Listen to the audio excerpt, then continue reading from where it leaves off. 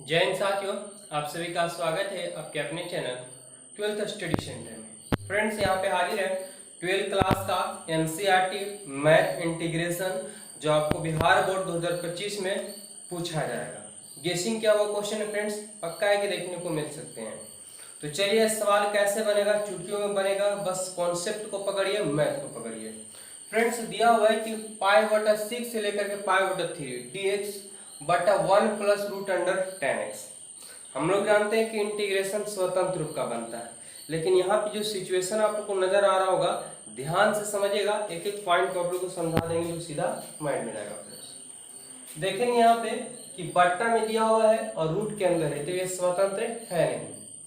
चलिए, स्वतंत्र नहीं है तो स्वतंत्र करने का कई नियम है, कई उपाय है, ध्यान समझेंगे। जैसे एक नियम कि एक लेट मानना चाहिए तो दूसरा आएगा, तो 10 लेट मानेंगे तो कुछ लाना है नहीं क्योंकि ऊपर कुछ दिया हुआ नहीं, तो लेट मान नहीं सकते। फ्रेंड्स, अगर ऊपर में बीच में प्लस माइनस रहता है तो ये एस के नीचे एस के नीचे कर सकते हैं, वो भी नहीं हो रहा है। आप क्या कर सकते हैं, कोई फॉर्मूला भी नहीं दे सकते हैं। तो ऐसे में आपको देख रहे होंगे कि त्रिकोणमितीय पंक्तियां का tan जो होता है जटिल रूप होता है, तो ऐसा क्यों न करते, उसे सिंपल रूप में पहले हम तोड़े। चलिए, पहले सिंपल रूप में तोड़ते हैं फ्रेंड्स। तो लेट यहाँ पे इंटीग्रेशन को आई मान लेते हैं, कोई दिक्कत नहीं है।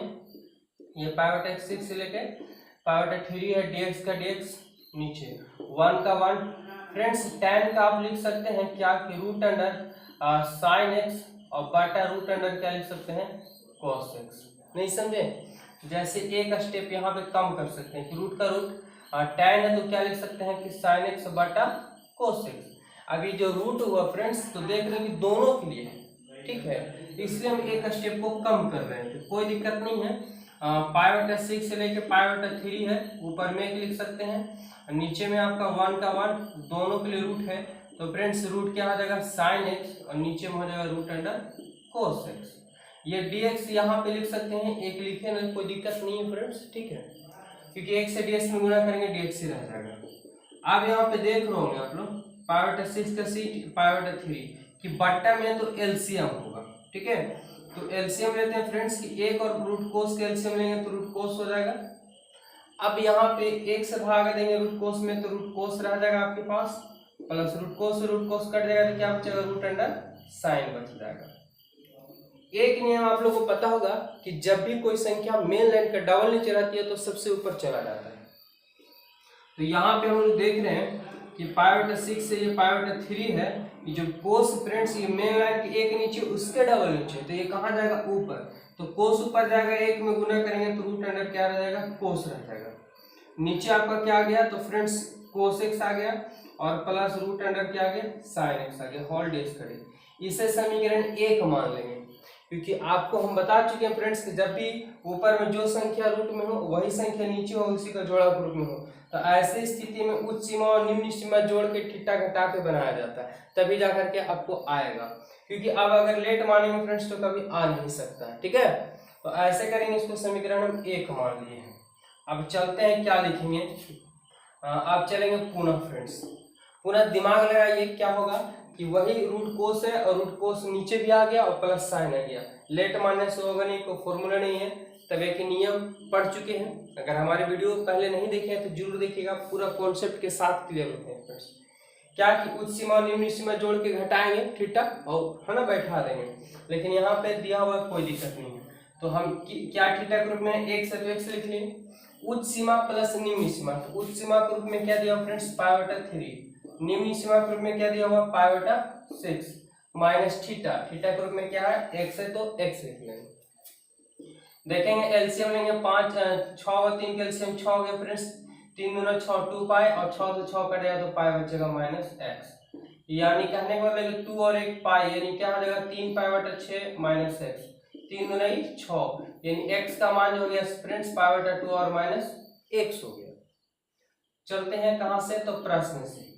प्रश्न हमारा i बराबर क्या दिया हुआ मान फ्रेंड्स, ध्यान समझिएगा, π/6 ये π/3 क्या दिया, रूट अंडर कोस x बटा रूट अंडर कोस x और plus root under sine x into dx। देखते जाइए कैसे क्लियर होगा, बस आपके नजरों के सामने होगा।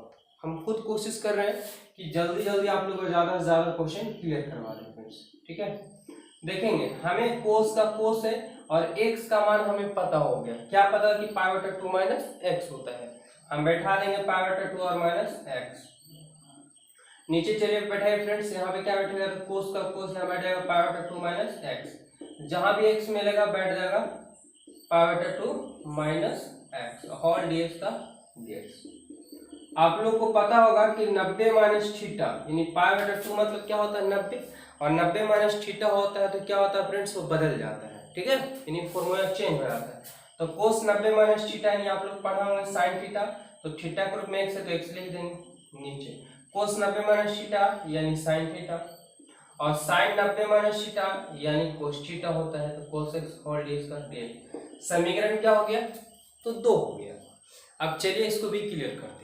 तो समीकरण 1 और 2 को दोनों को क्या करना पड़ेगा, जोड़ना पड़ेगा।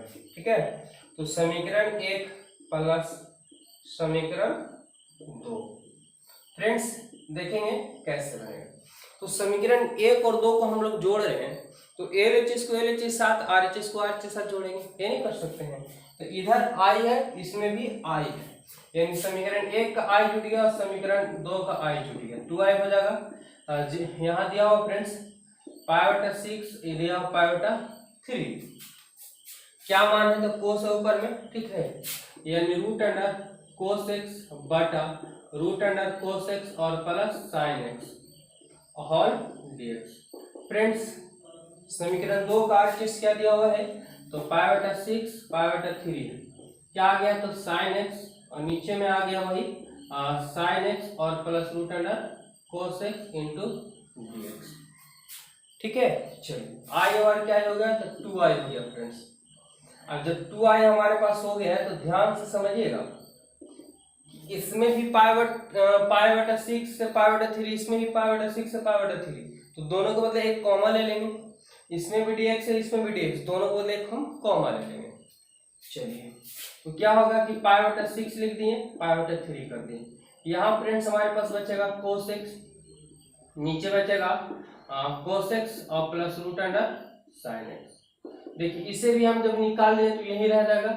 यहाँ हमारे पास क्या बचेगा ऊपर में साइन एक्स और नीचे बच जाएगा रूट अंडर साइन एक्स और plus root under cos x. लेकिन फ्रेंड्स इसमें भी dx था, इसमें भी dx था, तो जिस प्रकार से दोनों इंटीग्रेशन के बदले आगे इंटीग्रेशन कर दिए और दोनों dx के बदले हम क्या लग देंगे पीछे dx, क्योंकि ब्रैकेट मतलब गुना होता है, तो आगे लिखे पीछे लिखे कोई दिक्कत नहीं है। इससे पता चल रहा है कि किसके सापेक्ष बन रहा है, इसलिए dx या d थीटा लगाया जाता है फ्रेंड्स। यहाँ पे देख रहे होंगे कि दोनों के एलसीएम है, तो रूट अंडर कोस एक्स और plus root under sine x, दोनों सेम है तो दोनों के बदले यही रह जाएगा। ये पूरा कट गया, क्या बचेगा फ्रेंड्स, तो कोस एक्स, पूरा कट गया, क्या बचेगा, तो साइन एक्स और dx, यही होगा ना। देखिए ऊपर भी और नीचे भी दोनों सेम हो गया तो कट गया हमारे पास एक बार में, यानी पाई बटा 6 पाई बटा 3 है 1 इंटू dx। फ्रेंड्स आप लोगों को पता होगा कि एक का इंटीग्रेशन क्या होता है, तो एक का x हो जाएगा क्योंकि हमें x से सापेक्ष बन रहा है, इंक्रीज होता है। यह आ गया पाई बटा 6 से पाई बटा 3, ऊपर वाला मान प्लस में, नीचे वाला मान माइनस में, यानी x के स्थान पे पाई बटा 3 और नीचे वाला मान माइनस में पाई बटा 6। चलिए एलसीएम लेते हैं, 6 एलसीएम हो जाएगा, 3 दूना 6 2 पाई, 6 से 6 कट गया पाई, यानी 2i का 2i और 2 पाई में से 1 पाई रहेगा तो पाई और बटा में 6। फ्रेंड्स हमें i का मान निकालना होगा, तो जब i का मान निकालेंगे तो पाई का पाई और 2 नीचे जाएगा तो 6 दूना 12, यही आपका फाइनली आंसर हो गया। तो उम्मीद करते हैं कि आपको इतना लंबा क्वेश्चन है लेकिन समझ में आया होगा और हम कम समय में सॉल्व करने का प्रयास भी किए हैं। तो आपको सवाल को पहले कॉन्सेप्ट को जानना होगा कि ये सवाल किस विधि से बन सकता है, कैसे बन सकता है, तो बहुत ही आसानी से बना सकते हैं। ठीक है,